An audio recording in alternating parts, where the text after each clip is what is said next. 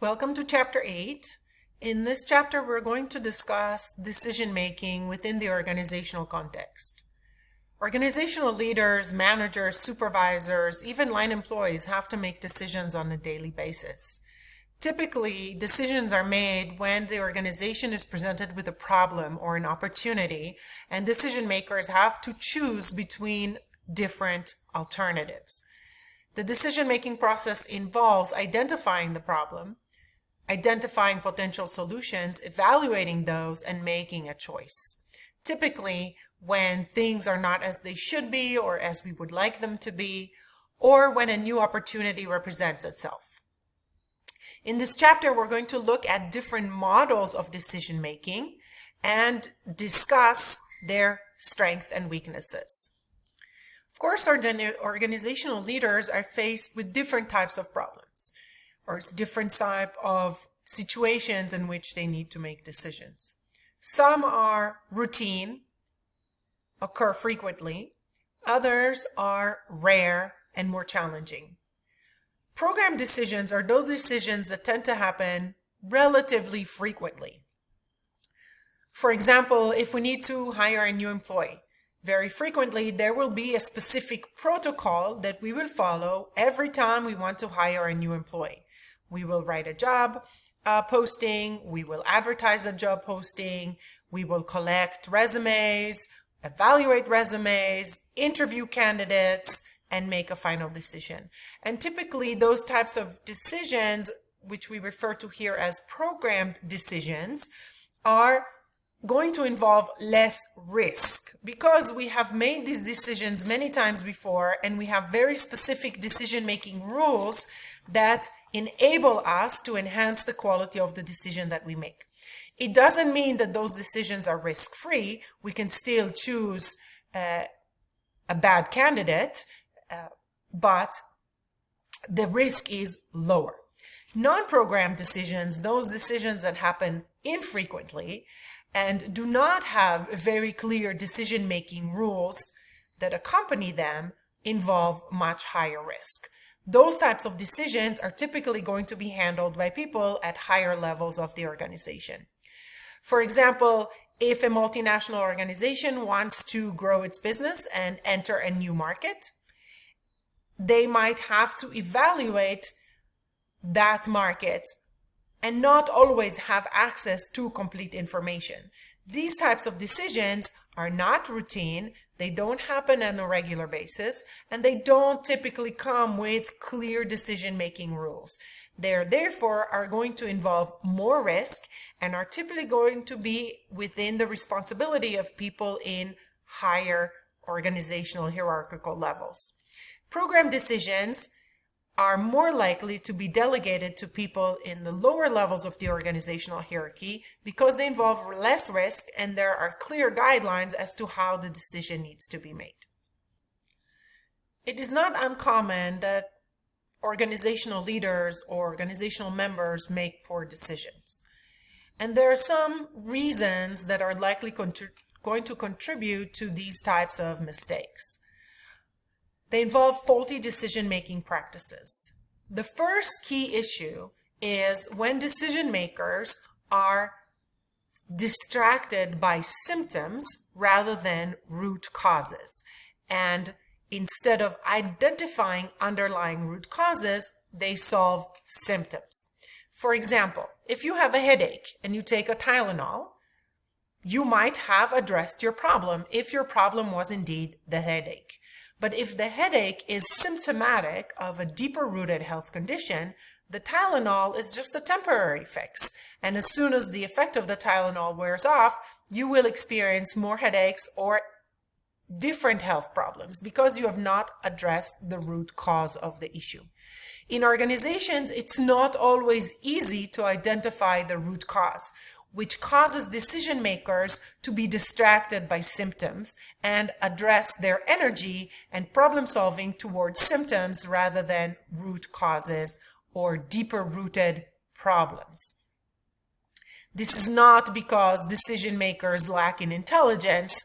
Very often, decision makers are faced with multiple problems, time pressures, incomplete information, and sometimes they are not able to clearly distinguish between a symptom and a deeper rooted problem.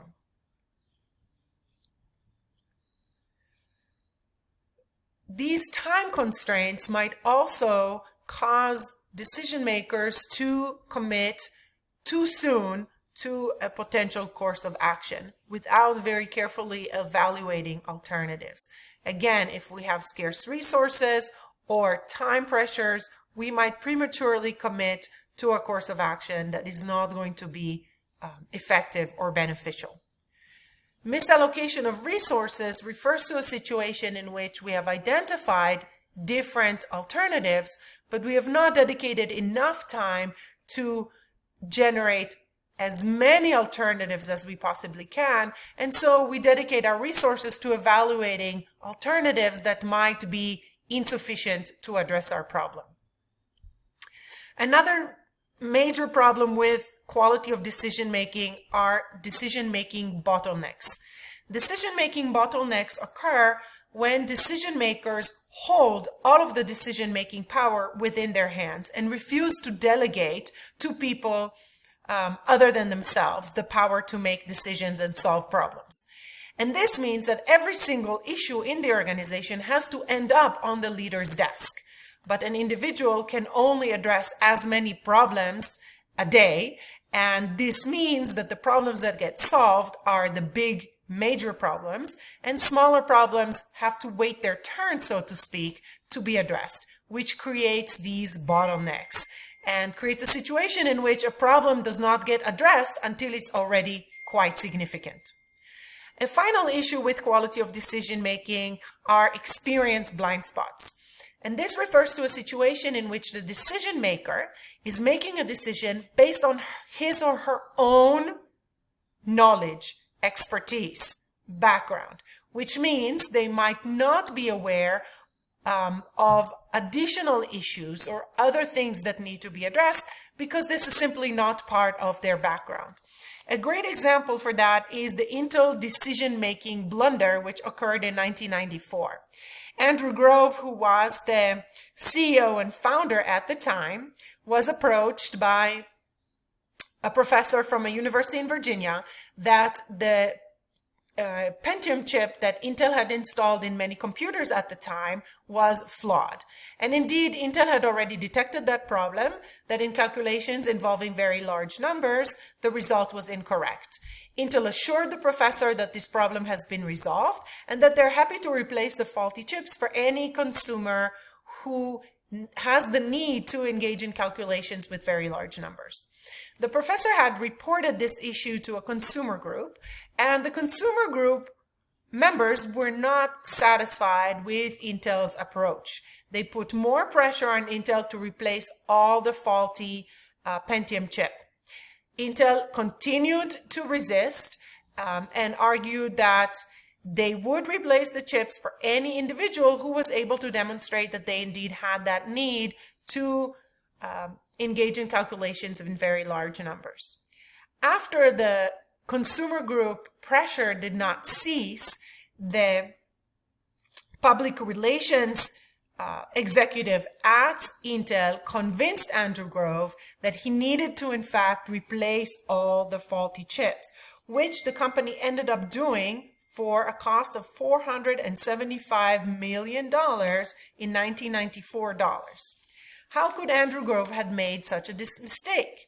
It was because of his experience blind spot. Andrew Grove was an engineer. He saw this problem as an engineering problem and created an engineering-related solution.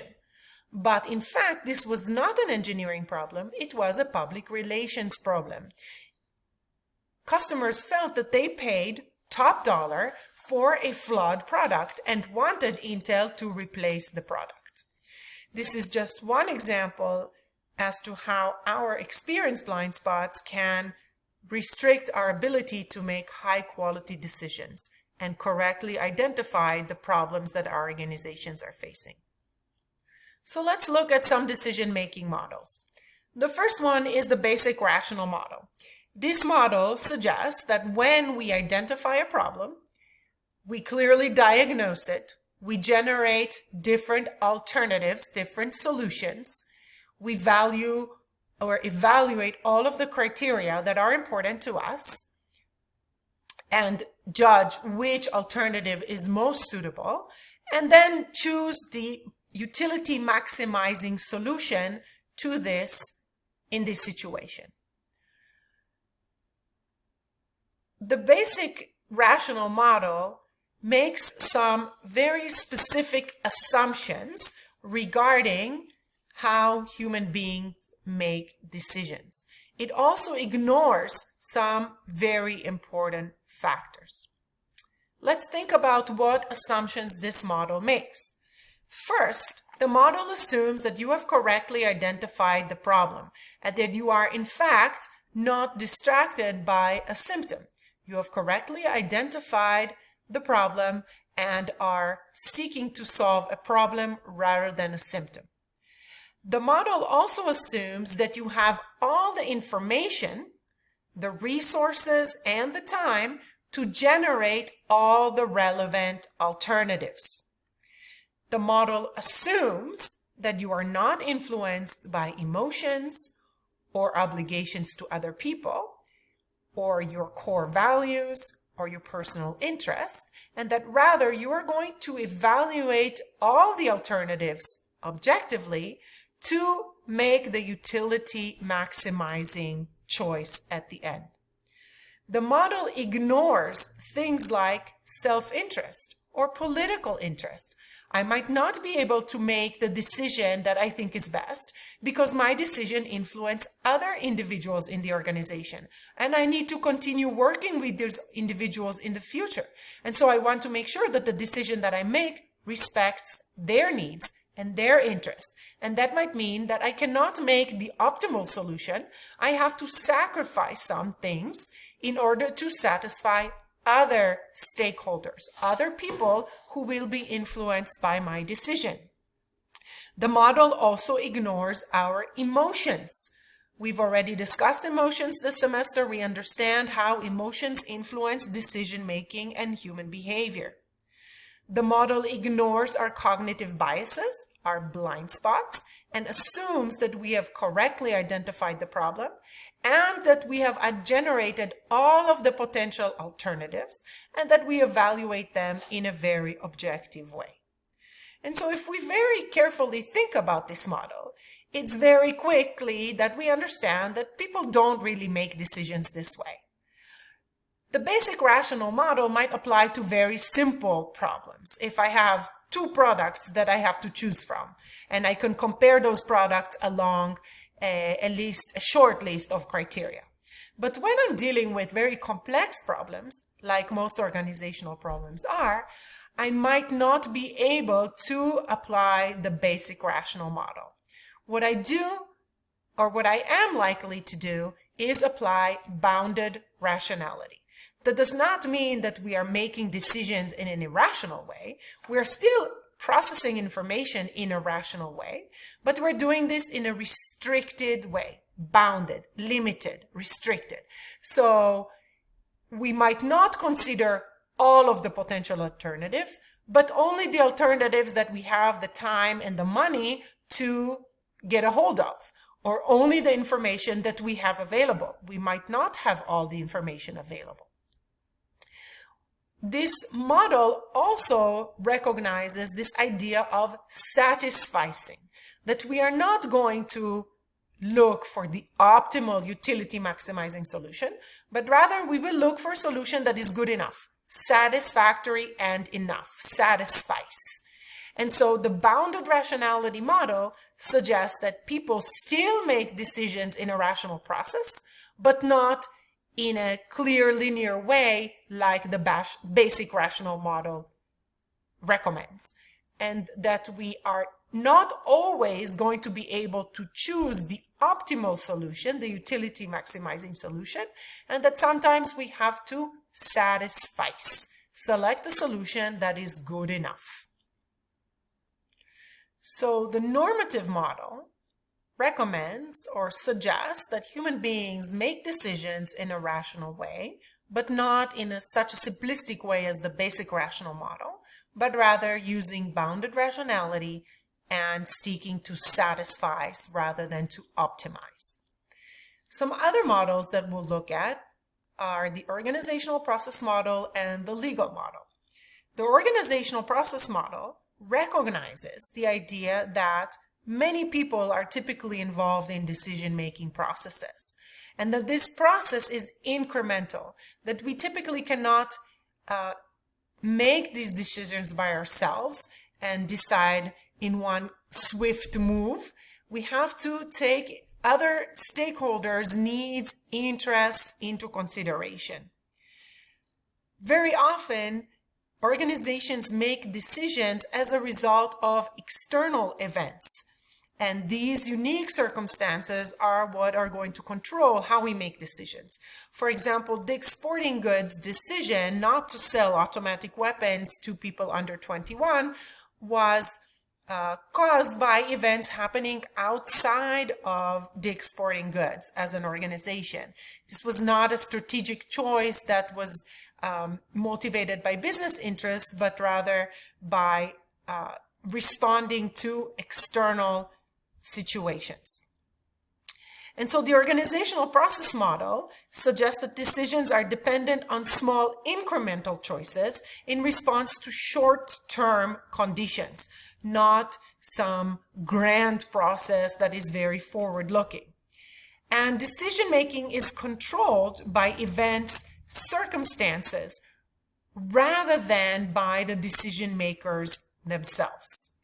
And finally, this model recognizes that decision makers very often have to sacrifice or compromise if they want to successfully implement their decisions. And we'll address this in a minute when we look at the collaborative model. The legal model is concerned with how individuals conduct themselves in the context of social, political, and economic context. And very often when we make decisions in organizations, those are guided by the law within the context in which the decision is made. The collaborative model, again, accentuates this idea that decisions are collaborative. Organizations typically face very complex problems that happen at multiple levels of the organization. And the solutions that we adopt are going to influence many different stakeholders in different functional areas of the organization that are very interdependent. And so very often the decision-making process will involve bargaining among different people, negotiating back and forth before we can make a decision. And very often compromises are necessary if we want to be successful in implementing our decisions. Because it's not just about making a decision, it's also about being able to implement it and receive organizational support for the courses of action that we want to pursue. Let's say, use a random example, a office supply store. The sales department wants to make a large sale to a very large customer. It is motivated to make that very large sale. The accounting department, on the other hand, is very motivated to make sure that all accounts receivable are indeed paid in full. This customer happens to have poor credit history. And so here we have two stakeholders who are involved in this one decision. Should we or should we not make this sale? And in this situation, very often, as I mentioned, compromise might be necessary.